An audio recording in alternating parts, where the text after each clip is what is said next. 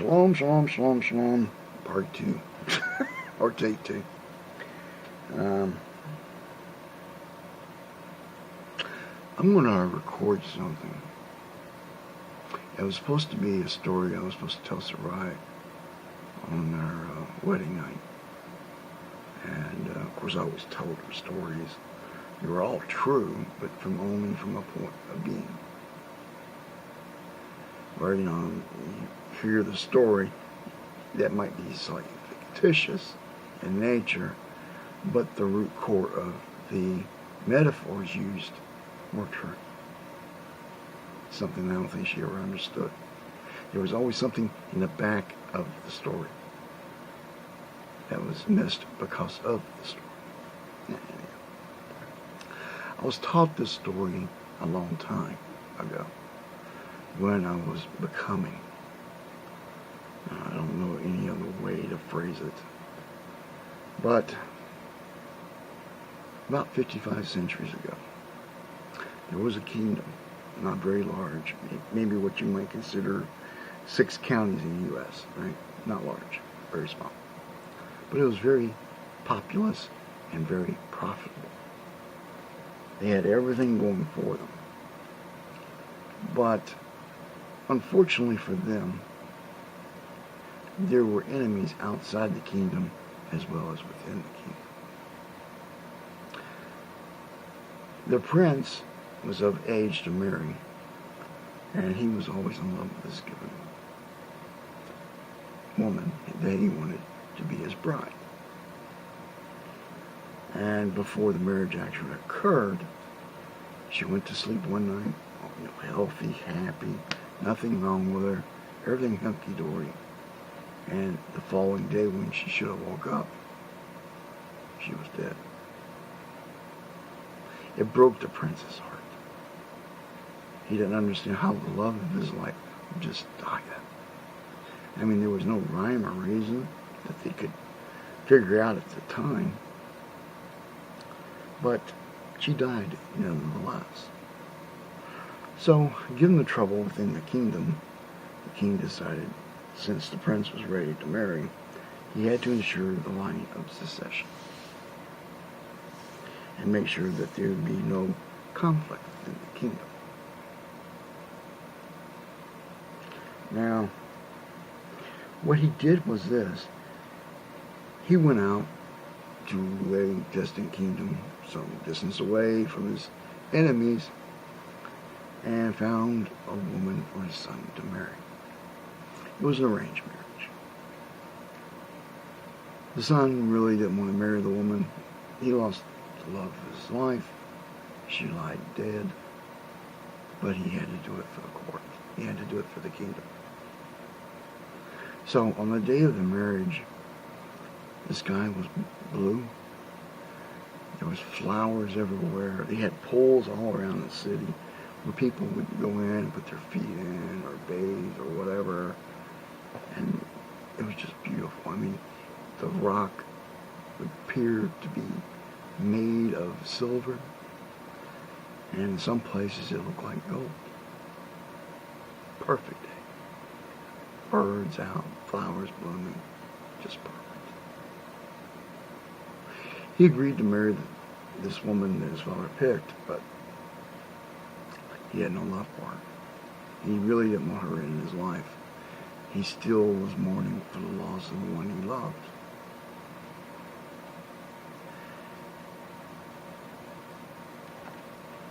The marriage went through. The prince was on one side of the court, basically. I don't have the words for kingdoms. I'm not very good in that area. And I forgot what was used.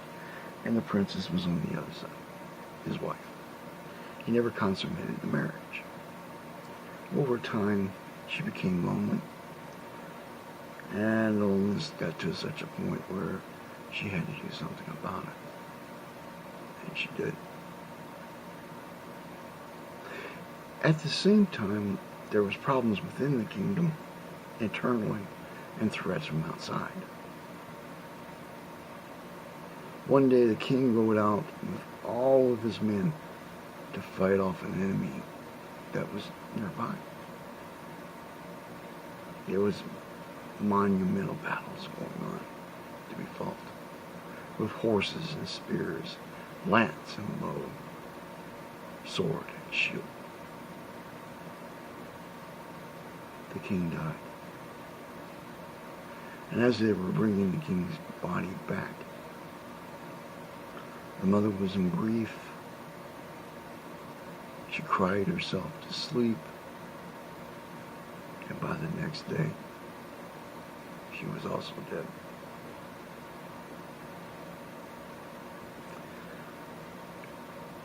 The act of succession occurred where the prince had to become king. There was other people trying to move in from different points of view. Some wanted to control the prince, some wanted to just kill the prince. And some backed the prince. Most, actually. Those involved that were presumed to have killed the queen and the woman he loved were finally found, and they too were killed. The ones that wanted to control, well, they were driven away. The kingdom circled into itself all the people devoted to this one royal family. But the war from without could not be contained.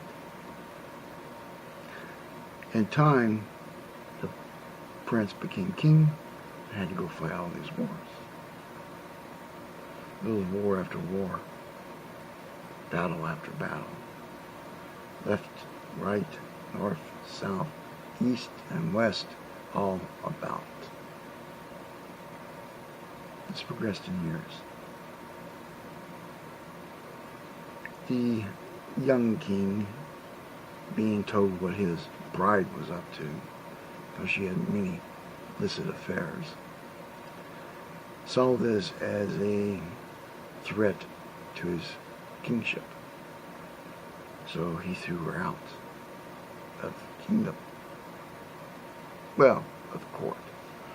And her and her lovers could go do what they want, but not as being part of the kingdom.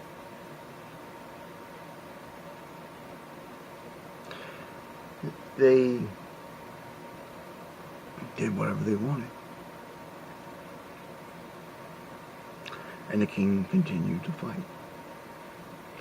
Once the queen, who's no longer queen now, ran out of funds, she ran out of friends.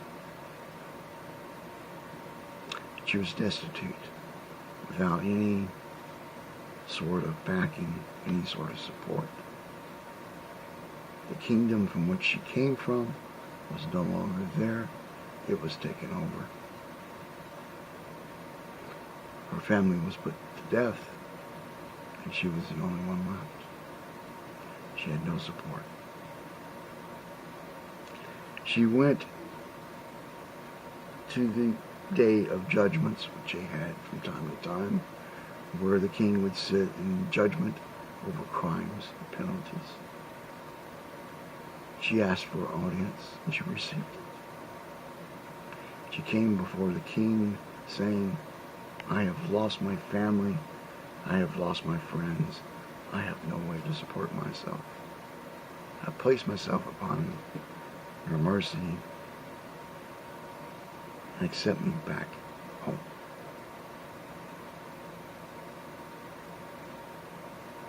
The king was merciful, but he was not forgiving. He accepted her back and placed her in a distant part of the court where he did not have to see her. But she was taken care of, fed, clothed, but isolated. And so she would be all throughout her life. The king was also isolated. The love of his life was dead many years ago.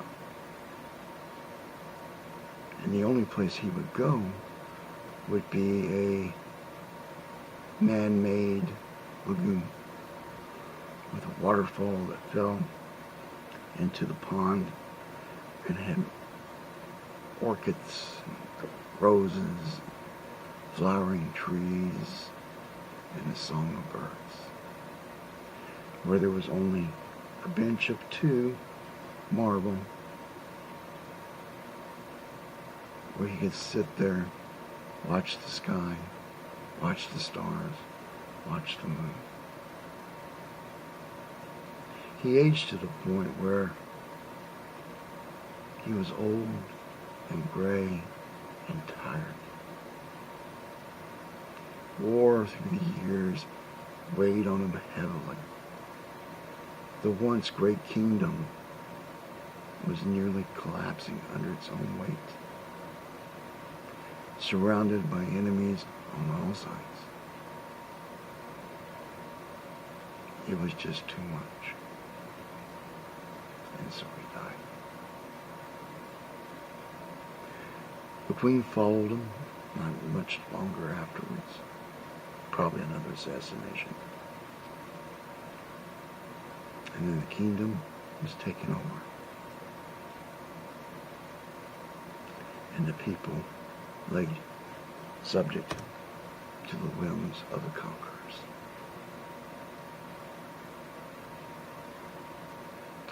I learned this story long ago.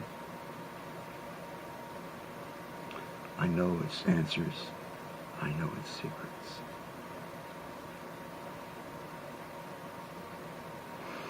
As in with all stories, there's always grains of truth. And being such a long time ago, you can't find it. So, as it is with all things in life, people never know what they have until they lose it. As in all things, one must be conscious of what is around them, what is before them, and what was behind them. To see it in the light of truth, in the light of wisdom, and in all things, to be true to it. And that's all I can say. You guys have fun. I got a story that's torquing my jaw right now. I think it was in the other cuts, and not in this one, but it's a story about a woman and her child and an ex-husband who is scum. I have issues with him. As you see me fighting with people with false beliefs, that's worse. That brings in all the negative signs of my personality. I hate scumbags.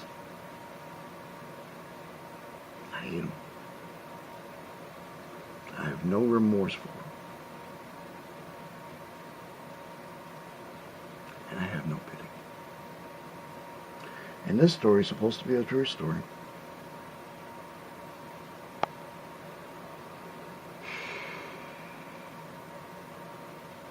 As within all things, you must know what is around you, what surrounds you, what came before, and what is yet to come. Be blessed, be thankful, and be pleased that Adonai, our Lord and Master, is in control. Shalom.